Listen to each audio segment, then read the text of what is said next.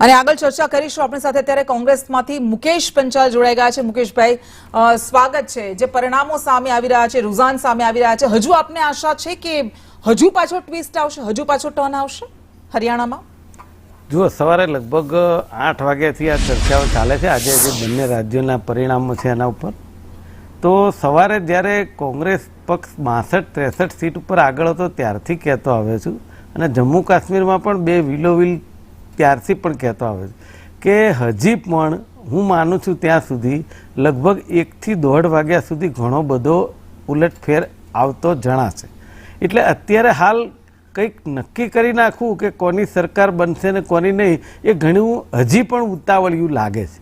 ભલે હું કહું છું કે કોંગ્રેસ પક્ષના કાર્યાલયમાં પણ ફટાકડા ફૂટવાની કામગીરી થઈ હતી ને અત્યારે ભાજપના કાર્યાલયમાં પણ થઈ રહી છે, એ બધું થઈ શકે, કાર્યકરોના ઉત્સાહ ઉપર ડિપેન્ડ છે।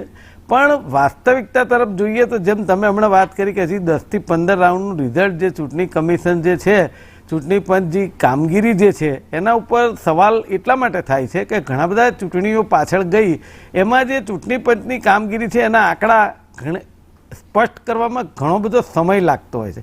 અને એક બાજુ આપણા લોકલાડીલા પ્રધાનમંત્રી આધુનિક યુગની વાત કરતા હોય, ડિજિટલ ઇન્ડિયાની વાત કરતા હોય, ત્યારે આ શેના માટે થતું હોય છે એ કંઈ સમજાતું નથી। અને જે રીતે હરિયાણાનું જે દેખાય છે ચિત્ર, એ રીતે અમે તો હરિયાણામાં ગયા પણ છીએ અને હરિયાણાની જનતાને જોઈ પણ છે અને ત્યાંનો અવાજ પણ જોયો છે કે જે રીતે હરિયાણાની જનતા આજે દુઃખી છે, જે રીતે અગ્નિવીરો દુઃખી છે, જે રીતે વિનેશ ફોગાટની વાત છે, એને જે અન્યાય થયો છે એની વાત છે।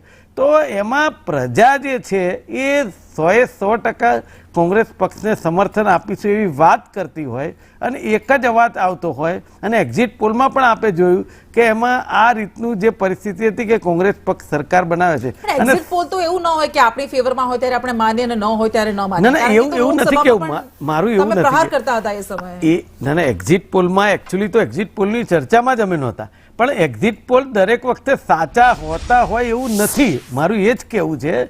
પણ વાત એવી છે કે જ્યાં ધરાતલ ઉપર જનતા જે વાત કરી રહી હતી આ વખતે એ દેખાયું હતું, અને જે રીતે ભારતીય જનતા પાર્ટીએ અને આપણા લોકલાડીલા પ્રધાનમંત્રી અને ગૃહમંત્રીએ જે રીતનો નેગેટિવ પ્રચાર કોંગ્રેસ પક્ષ માટે કર્યો હતો, અને જ્યારે અમારા લોકલાડીલા યુવા આગેવાન રાહુલજી, જેને પ્રતિપક્ષ નેતા કહેવાય, એમણે એક પોઝિટિવ વાતો જ કરી છે કે અમે જો આવીશું તો આટલી વસ્તુ કરીશું। એમાં અગ્નિવીરની વાત હોય, બંધારણની વાત હોય કે જાતિગત વસ્તી ગણતરીની વાત હોય, એમણે એમની વાત ઉપર જ વળગી રહ્યા છે। એમણે ક્યાંય કોઈ સામેના પક્ષનો નેગેટિવ પ્રચાર કર્યો જ નથી। જ્યારે ભારતીય જનતા પાર્ટીનો જે પ્રચાર છે એ કાયમ કોંગ્રેસ પક્ષના નેતાઓ અને કોંગ્રેસની નીતિઓને કોસવા સિવાય કંઈ કરતા નથી। એમણે કરેલા કામો જો હોય એની વાત ક્યારેય પ્રધાનમંત્રી શ્રી કે ગૃહમંત્રી શ્રી કે કોઈ ભાજપના આગેવાન નથી કરતા, એનું દુઃખ છે। જો તમે વિકાસ જ કરી નાખ્યો હોય, જો તમે હરિયાણા પ્રદેશનો 10 વર્ષમાં કામ કર્યા હોય તો એની વાત કરવી જોઈએ ને। બિહારની જેમ હરિયાણા પણ એવો પ્રદેશ છે કે જ્યાં જાતિગત સમીકરણો બહુ પ્રભાવી રહેતા હોય છે, માનો કે ન માનો, પરંતુ એ પ્રમાણે જ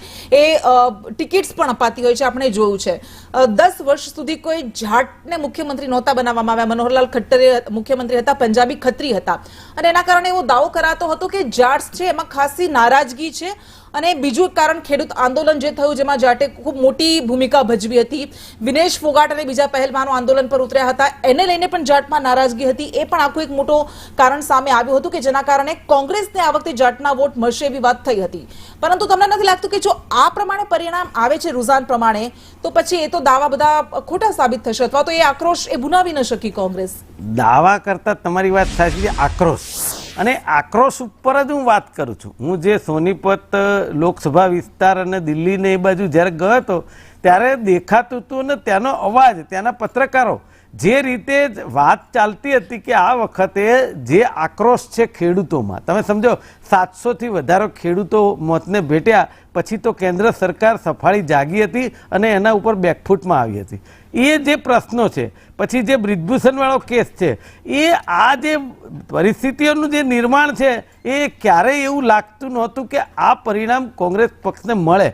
અને જે રીતની અમારી નીતિ કે ક્યાંય અમે નેગેટિવ પ્રચાર કર્યો નથી, ક્યાંય અમે કોઈ પક્ષને કોસ્યો નથી, પણ જે તમે જે એક સમીકરણ કીધું જાટનું, જાટ સમાજનું ને એનું, એમાં ક્યાંક ને ક્યાંક કંઈક લાગ્યું અને એમાં કોંગ્રેસ પક્ષને સફળતા મળે એવું જ દેખાયું અને દેખાતું હતું. અને હજી હું તમને કહું છું, ભલે આ 35 અને 49 હોય, પણ હું માનું છું કે 1 થી 1.5 વાગ્યા સુધી જે આ ઇલેક્શન કમિશન જે આંકડા સ્પષ્ટ નથી કરતું એ કરશે, એમાં ઘણો મોટો બદલાવ આવશે એવું લાગે છે. એનું કારણ તમને કહું કે અહીંયા હરિયાણામાં આપણા ગુજરાતના દીપકભાઈ બાબરિયા ત્યાં હોલ ઇન્ચાર્જ હતા, અમે પણ ત્યાં ગયા હતા.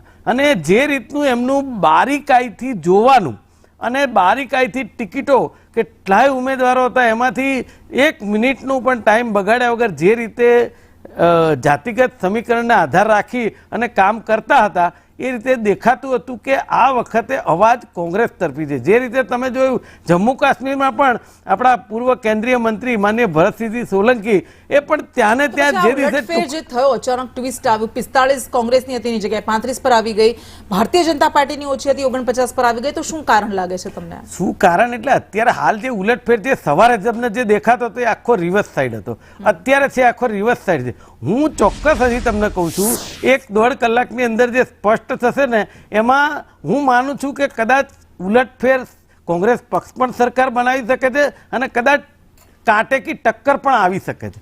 આ જે રિઝલ્ટ છે એનું એ રિઝલ્ટ રહે એવું મારું ક્યાંય માનવું નથી. પણ હું જે કહેવા જઈ રહ્યો હતો કે જે જમ્મુ કાશ્મીરમાં પૂર્વ કેન્દ્રીય મંત્રી ભરતસિંહ સોલંકી ઇન્ચાર્જ હતા અને એમણે જે ત્યાં ને ત્યાં રહીને જે બારીકાઈથી કામ કર્યું છે, જે 1 પણ મિનિટનો ટાઈમ બગાડ્યા વગર એનું રિઝલ્ટ તમને સામે દેખાય છે કે જે રીતે જમ્મુ કાશ્મીરમાં સરકાર બનવા જઈ રહી છે એ જ રીતે હરિયાણામાં હું માનું છું કે 1 થી 1.5 કલાકમાં ઘણું બધું ચિત્ર સ્પષ્ટ થઈ જશે અને કોંગ્રેસ પક્ષ કાં તો કાંટે કી ટક્કર અથવા તો સરકાર બનાવશે.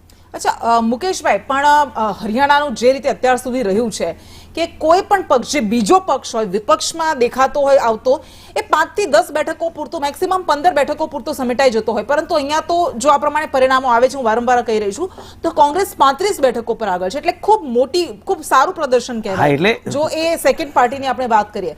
અને જો આ સ્તર પર આવીને, આ આંકડા પર આવીને સરકાર નથી બનાવી શકતા તો લાગે છે કે આમ બહુ વધારે અફસોસ થશે. અફસોસ તો એટલા માટે જ થાય કે જે રીતની મહેનત, જે રીતનો આક્રોશ અને જે રીતની રાહુલજીની ભારત જોડો યાત્રાની અસર અને રાહુલજીના વચનો, જે રીતે ધરાતલ ઉપર કામ કરવાની વાત, એટલે અફસોસ થાય. અને જે રીતે હું માનું છું કે વોટશેર જે છે એ આજે પર હરિયાણામાં કોંગ્રેસ પક્ષનો વધારે છે. એટલે ભલે સીટોની દ્રષ્ટિએ કદાચ અત્યારે વધારે બતાવે છે, પણ હું માનું છું કે કોંગ્રેસ પક્ષને જે વોટશેર વધારે મળ્યો છે એ પણ એક જાતની જીત જ છે.